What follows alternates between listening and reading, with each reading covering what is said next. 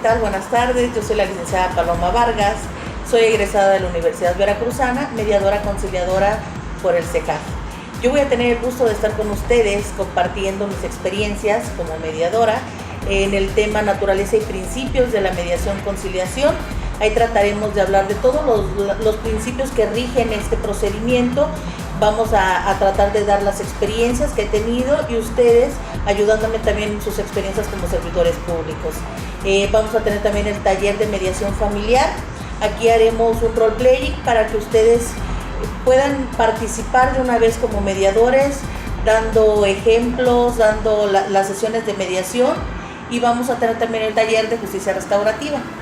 Yo sé que les va a gustar, es una experiencia muy bonita y espero que la disfruten.